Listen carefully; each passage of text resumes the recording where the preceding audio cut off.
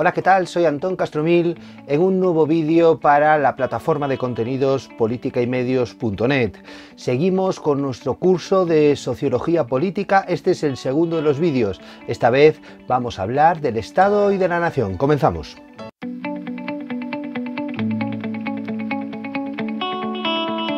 El Estado es una forma de organización política como otra cualquiera, es decir, no es una forma de organización política natural, lo que quiere también decir que necesariamente las sociedades humanas no tenían por qué haber adoptado el Estado como forma principal de organización política. No es una institución natural y necesaria, sino que es un constructo social que tiene unas raíces profundamente históricas. Estas raíces históricas tienen que ver con la eclosión del sistema de estados en la modernidad europea de los siglos XVI y XVII, ¿no?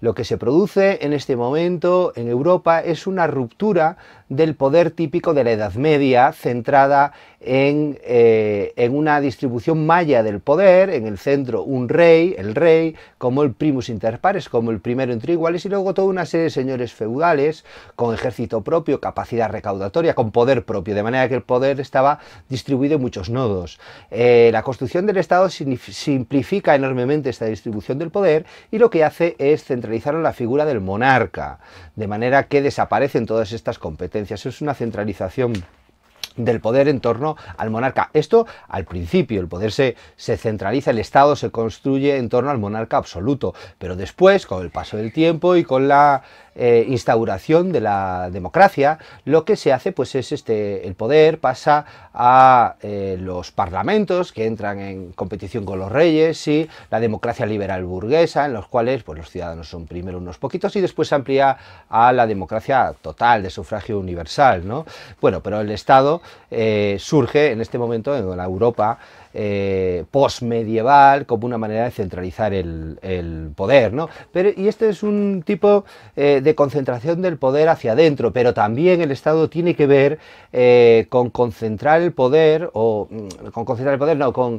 también se refiere hacia afuera, es decir, uno de los elementos que hicieron que fuera en la Europa postmedieval donde surgiese el Estado es que existía una serie, el Estado no surge de manera aislada, sino que surge en muchos lugares en varios países de Europa en competencia. Esta competencia además es una competencia que podríamos denominar creativa, es decir, no existía ninguna potencia predominante que instaurase un imperio, ¿no? Hombre, sí ha habido pues potencias que hayan destacado en un momento dado, como España primero, Francia y Reino Unido y Inglaterra después, pero la red de estados europeos está marcada mucho más por el equilibrio. La guerra, existía una constante guerra entre ellas, pero no una destrucción, una aniquilación, porque existía un equilibrio entre ellos. A veces ganaban unos otros, pero lo que no prevalecía era el exterminio, ¿no? Sino que es una especie de competencia creativa, ¿no? Que lo que hace es potenciar que surja este Estado. Y como os digo, es un Estado que además luego enlazará con la democracia, que hablaremos en los siguientes vídeos. Y bueno, este vídeo habla del Estado y también de la nación. La nación lo vamos a ver a través de un esquema que os ofrecemos a continuación. Vamos allá. El concepto de nación es un concepto muy importante en sociología política y que se relaciona, como estamos viendo, entre otras cosas, con lo que hemos estado viendo sobre el Estado. Es importante preguntarnos y definir el concepto de nación, que como concepto sociopolítico es bastante complicado a la hora de definir, y además en este caso tiene una definición que es múltiple, ¿no? Por un lado, depende un poco del enfoque que adoptemos a la hora de definir la nación. Por un lado, podemos entenderla como simplemente, de una manera más aséptica, más política, la nación como un conjunto de personas que disfrutan de una serie de derechos, los nacionales, ¿no? Los que están dentro de un territorio y, pues eso, disfrutan plenamente de los derechos y obligaciones de la ciudadanía dentro de un territorio dado. Pero por otra parte también nuestro enfoque puede ir hacia la nación que se relacione con cuestiones como el origen étnico, los vínculos históricos y culturales, de manera que aquí la nación tendría un cariz más más diferente. Bueno, y este doble enfoque en realidad lo que está haciendo es contestando a esta pregunta que está ahora mismo en pantalla: ¿desde cuándo existen las naciones? Pensémoslo bien, ¿no? Podemos decir que las naciones existen desde siempre.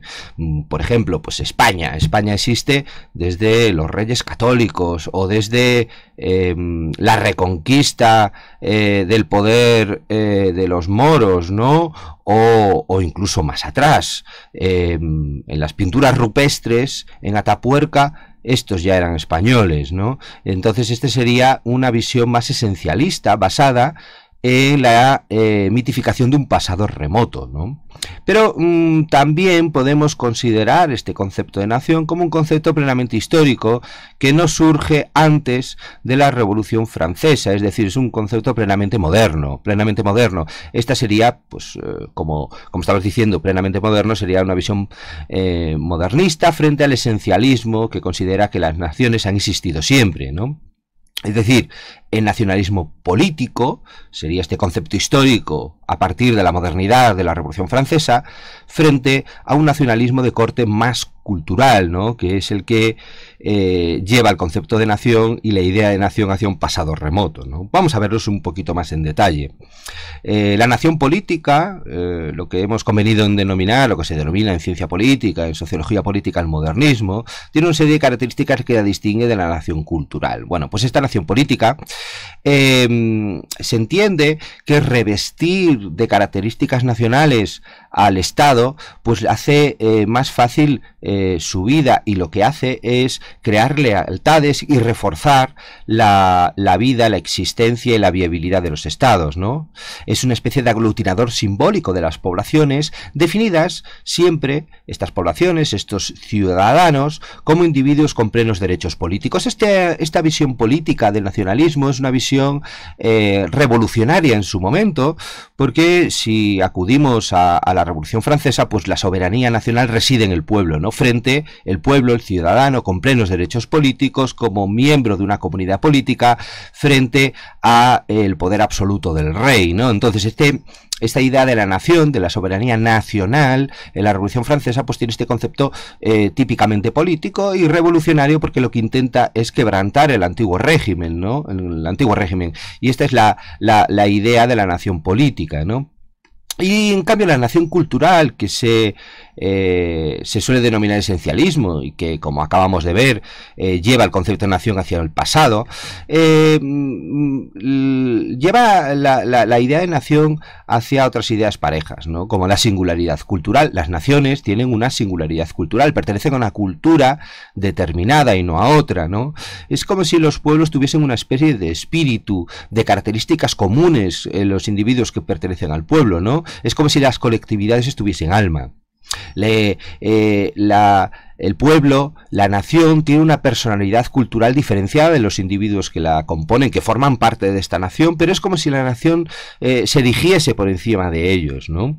Y la idea del nacionalismo de corte cultural es que existe una lógica, una continuidad entre el Estado y la nación, es decir, la organización política tiene que estar al servicio de la continuidad y de la coherencia de la nación, y no al revés. Si os fijáis en el nacionalismo político, es la organización política la que marca la existencia de la nación. Aquí es al revés, ¿no? La nación debe de ser coherente, la organización política debe ser coherente con esta nación, con esta singularidad cultural de las poblaciones, espíritus del pueblo y esta personalidad cultural diferenciada, ¿no? Es decir, se observa en el nacionalismo cultural una base supraindividual, es decir, va más allá de los individuos, ¿no? Los derechos que tienen los individuos están en función de esta pertenencia a esta comunidad cultural diferenciada, ¿no? Por lo tanto, el concepto de nación cultural tiene una serie de características potencialmente totalitarias. ¿Y por qué potencialmente? Porque depende un poco del grado y del carácter excluyente de este tipo de nacionalismo.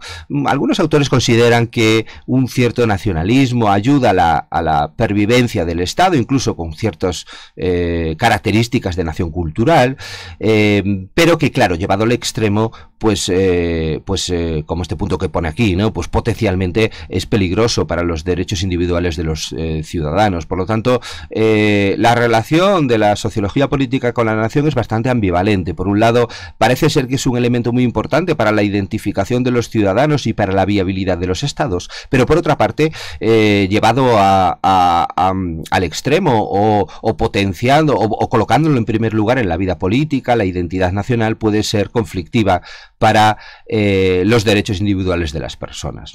Bueno, pues esto ha sido todo lo que os teníamos que decir sobre el Estado y sobre la nación. Si os ha gustado este vídeo, recordad que siempre os podéis suscribir a nuestro blog. A la derecha hay un botoncito que hacéis clic y os llegan por correo electrónico todas las actualizaciones de nuestro blog, y si accedéis a estos contenidos a través de YouTube lo tenéis todavía más fácil. Os suscribís, le hacéis clic a la campanita y no os perdéis ninguna de las novedades de los nuevos vídeos que semanalmente vamos subiendo al canal de YouTube de politicaymedios.net. Y nada más, como siempre os digo, salud y ciencia.